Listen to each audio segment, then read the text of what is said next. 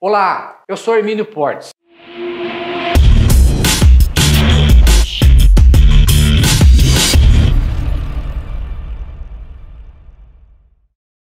O inadimplente pode ser preso por qualquer tipo de obrigação alimentar? O STJ publicou no seu site, no dia 4 de setembro de 2020, o julgamento de um habeas corpus realizado pela quarta turma, que concedeu a ordem a uma pessoa que foi presa pelo Tribunal de Justiça do Paraná por inadimplência de alimentos oriundos de atos ilícitos. O tribunal entendeu que somente os alimentos oriundos do direito de família é que suportam a prisão. Os alimentos instituídos por atos ilícitos, eles são fixados sobre um valor certo e tem o caráter indenizatório e não é observado o binômio necessidade e possibilidade. Com base nesse fundamento, o STJ entendeu não ser possível a decretação de devedor de pensão alimentícia oriunda de alimentos instituídos por atos ilícitos. Pois bem, para a gente entender esse julgamento, primeiro temos que saber que os alimentos, quanto à sua origem, podem ser classificados em 3 espécies: os legítimos, os voluntários e por ato ilícito. Os legítimos decorrem do direito de família, da relação parental entre os cônjuges, entre os conviventes, e é previsto no artigo 1694 do Código Civil e também pela Lei 11.804 de 2008, no que diz a respeito aos alimentos gravídicos. Esse sim, o Tribunal de Justiça, no caso, o Superior Tribunal de Justiça, entende ser possível a decretação da prisão do devedor de alimentos dessa natureza. Os alimentos voluntários, eles são classificados também em 2 partes. Eles podem ser constituídos por ato inter vivos ou por legado. Por ato inter vivos, mediante documento referendado pelo Ministério Público, pela Defensoria Pública, Advocacia Geral da União, advogados transatores, conciliadores, mediadores. E por ato causa-mortes, instituição de legado, pelo artigo 1920 do Código Civil, que faculta ao testador instituir um legatário para receber os alimentos. Quanto ao documento referendado, se extrai a sua possibilidade pela leitura do artigo 784, inciso 4 do Código de Processo Civil, que confere a esses tipos de documentos o título de título executivo extrajudicial. Pois bem, o ato ilícito, o que é um ato ilícito? A definição vem no artigo 186 do Código Civil, que diz: aquele que, por ação ou omissão voluntária, negligência ou imprudência, violar direito ou causar prejuízo, pratica um ato ilícito. Por sua vez, o artigo 927 do Código Civil também fala que aquele que pratica ato ilícito é obrigado a reparar o prejuízo que causou. E a forma de reparação desse prejuízo é a extensão do dano, conforme prevê o artigo 944 também do Código Civil. Lembrando que, para que ocorra a prisão por inadimplência alimentar, há necessidade de se observar 2 requisitos. Primeiro, somente poderão ser presas as pessoas que estiverem inadimplentes referente às 3 últimas parcelas vencidas antes do ajuizamento da ação e as que se venceram no curso da lide. Tá? O Código Civil de 1973 também tinha essa mesma disposição, mas ele não trazia essa particularidade de 3 últimas vencidas antes do ajuizamento. Devido à divergência que começou a criar, houve a necessidade de se criar a súmula 309 do STJ, que dispõe exatamente nesse sentido. E o atual código reproduziu isso. Então, primeiro requisito, As pensões têm que ser as 3 últimas anteriores ao ajustamento da ação. As que sobejarem, que ultrapassarem esse período, elas perderam o caráter alimentar e por esse motivo não se justifica a prisão. A segunda possibilidade é a própria decretação da prisão. Tá? Mas aonde vem estipulado, aonde está essa garantia, aonde está esse fundamento? Ele vem no artigo 50, no artigo 5º, no inciso 57 da Constituição Federal, aonde permite que a pessoa devedora de alimentos, aliás, a única dívida civil que, no nosso ordenamento que se permite a prisão é por pensão alimentícia. Então, a inadimplência voluntária e inexcusável da obrigação alimentícia. Pois bem, a Constituição Federal fala que se refere à obrigação alimentícia. Aí a gente tem que voltar a fazer uma interpretação quanto às características de uma obrigação alimentícia.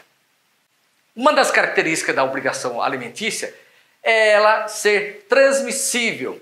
Ou seja, a obrigação, no caso de falecimento do alimentante, se transmite aos seus herdeiros, obviamente, até o limite da herança, nos termos do artigo 1792 do Código Civil.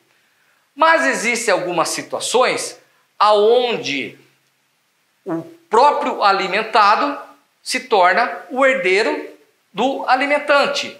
E nessas condições, por óbvio, ele não vai se autoexecutar. Mas a obrigação alimentar não se extingue. Ele pode pleitear do ascendente, dos avós. Então, continua a obrigação alimentar. Então, essa a originária, a legítima, oriunda do direito de família. Por sua vez, a que é instituída por ato ilícito, uma vez falecido o alimentante, a pessoa que tem que efetuar o pagamento, a condenação que lhe foi imposta, o que acontece? Se ele não deixou bens a seus herdeiros, a obrigação se extingue. Os herdeiros não vão responder, porque respondem até o limite da herança. Não há possibilidade de se pleitear de uma outra pessoa o pagamento dessa pensão. O outro critério, a outra característica dos alimentos, da obrigação alimentícia instituída pelo direito de família, é de que esses alimentos podem ser divisíveis.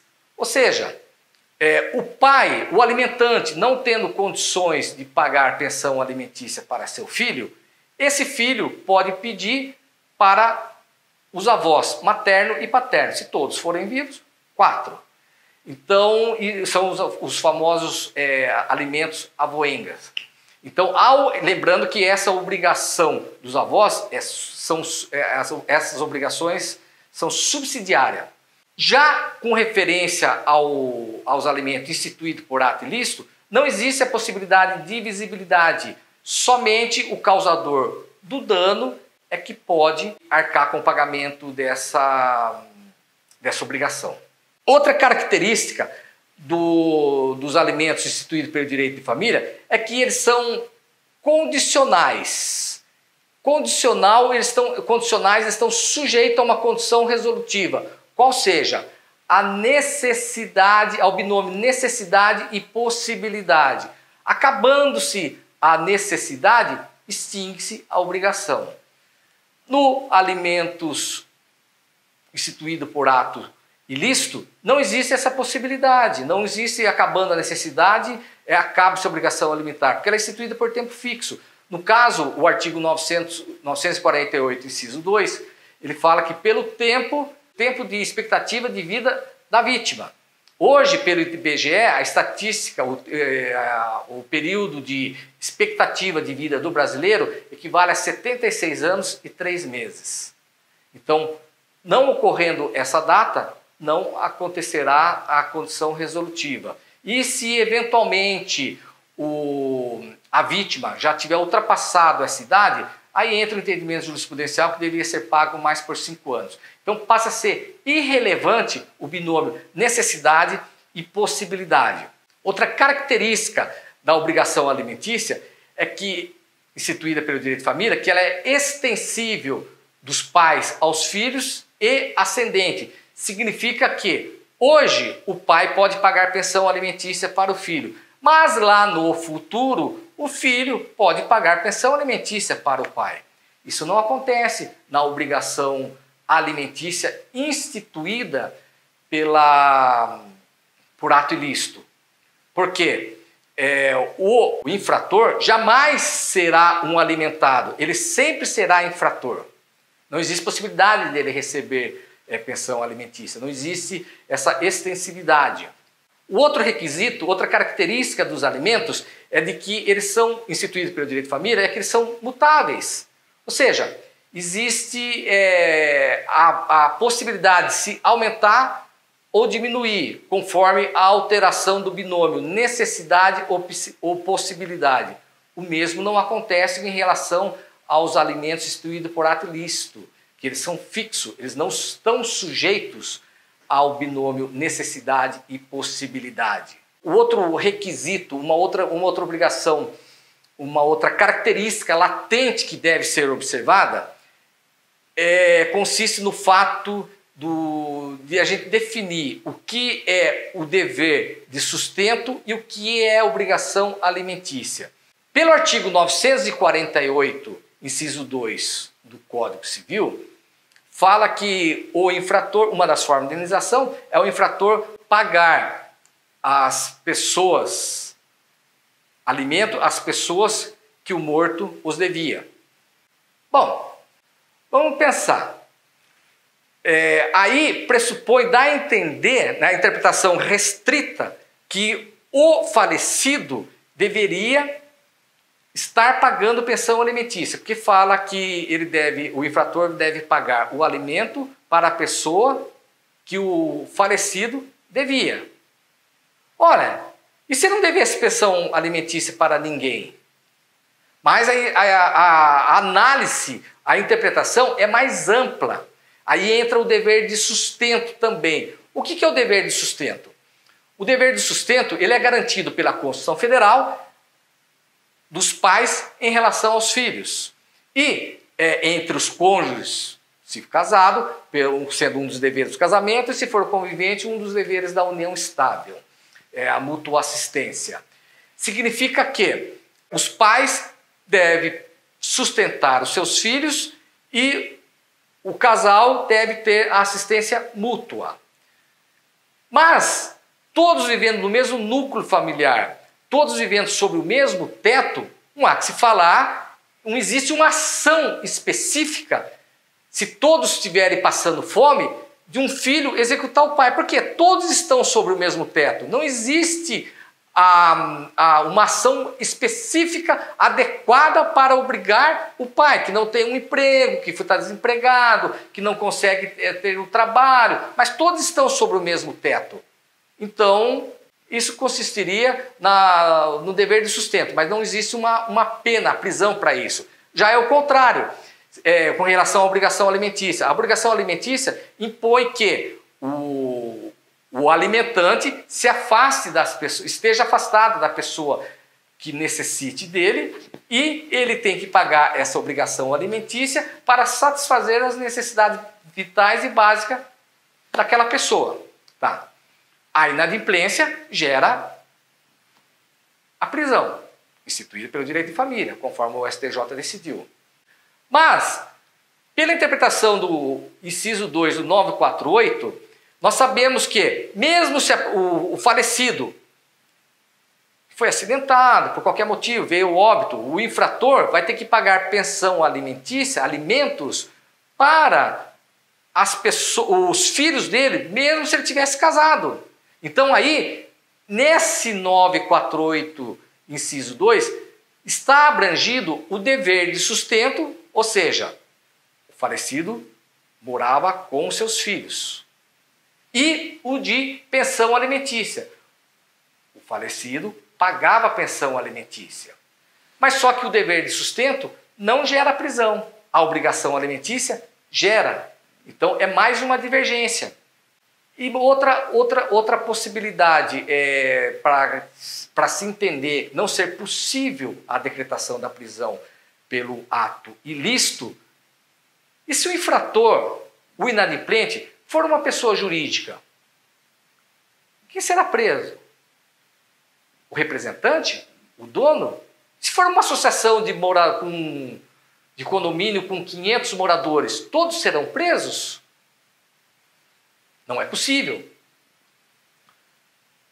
Mas existe um entendimento contrário, que uma parte da doutrina minoritária que entende ser possível sim a decretação, porque o artigo 528 do Código de Processo Civil não faz nenhuma exceção. Fala que o devedor de pensão alimentícia deve ser preso no regime fechado. Ponto. Por esse motivo. Mas o que vai prevalecer é o entendimento do STJ. Por quê? Se eventualmente uma pessoa for presa por alimentos, obrigação alimentar decorrente de ato ilícito, e a favor dela for impetrado um habeas corpus e ele chegar no STJ, será determinado a sua soltura, haverá a concessão da ordem. Então, portanto, a lei federal é, numa síntese, o que o STJ quer que seja. A interpretação dada pela lei federal é o STJ, que é o guardião dela. Bom, pessoal, eu espero que de alguma maneira eu possa ter colaborado com vocês, que esse vídeo possa ter tido alguma utilidade. Se inscreva no canal, ative o sino, me sigam nas redes sociais. Fiquem com Deus, muito obrigado.